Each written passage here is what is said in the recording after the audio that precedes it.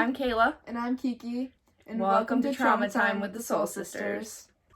Hi. So, we kind of just wanted to start this in our channel and our goals and everything like that by just talking a little bit about what our actual goals are in this channel and platform and whatever you want to call it.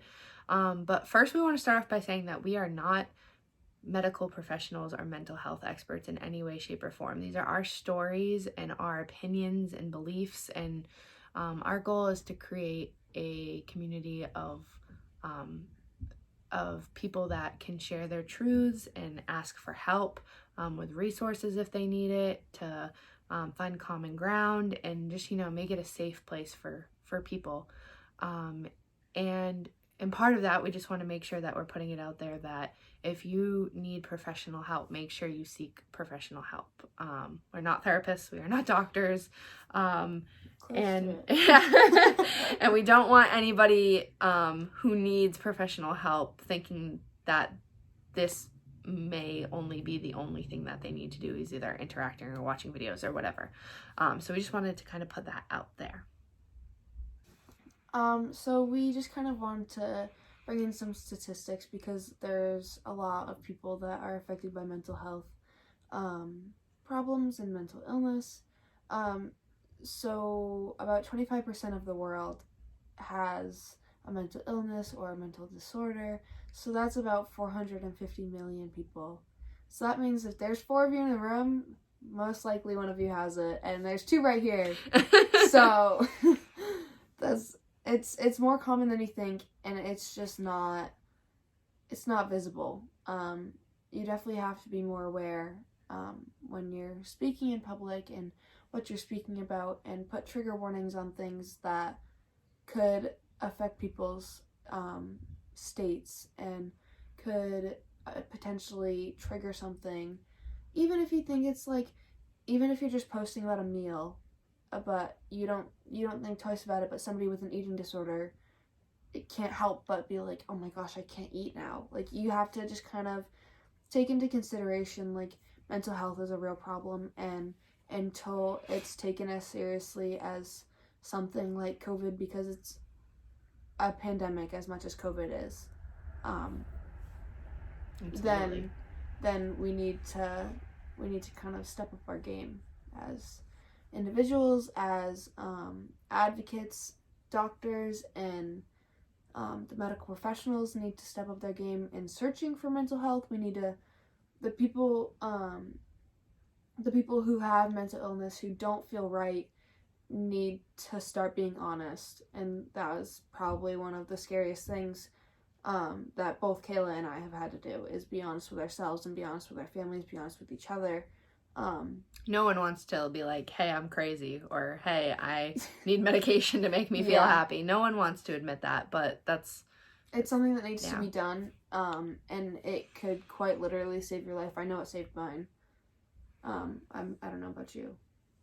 I have been lucky enough throughout all of my issues that I have never seriously contemplated suicide or anything that drastic. I have tried to self-harm in the past, but nothing past a few instances of that. But exactly what Kiki just said, it'll save your life. Yeah, so seek help when it's needed. Don't be afraid to speak up. Mm-hmm. You're not alone. No, that's absolutely the most important not. Thing. And the more you talk about it, the more you'll realize that you're not alone. And it's scary. We're not saying that it's easy or that it's something that, you kind of just do, like, hey, I have mental illness. But there are so many resources and platforms and people out there that are willing to talk to you and to share their own stories and to listen to yours, just like we are. We want to hear stories. We want to hear people's opinions and thoughts and things that people have struggled through. It's not easy to do, but it's necessary to do, and very important. And we're excited to create this space, create this bubble for people to feel safe in, and to kind of have our own community where we, even if it's small, that's okay. Yeah. If our message, or if our stories touch or help or heal or strike a nerve with even one single person, it'll be worth it. Then we've made a difference, and that's all we're trying to do, is we're trying to make a difference in the aspect of mental illness and the fight for the stigma against mental illness and how it's just as serious as any other physical illness that you could see. And we would also like to just mention that we have compiled a list. It's very extensive of resources for people that don't really know where to start when it comes to getting help for mental illness. So it will be on our page, and it's a Word document. You can download it if you want. But it basically has every single type of characterized mental illness. So it starts with like anxiety, depression, bipolar disorder, eating disorders, and then goes from there into more depth. And there are so many resources. There's hotlines and phone numbers for pretty much everything.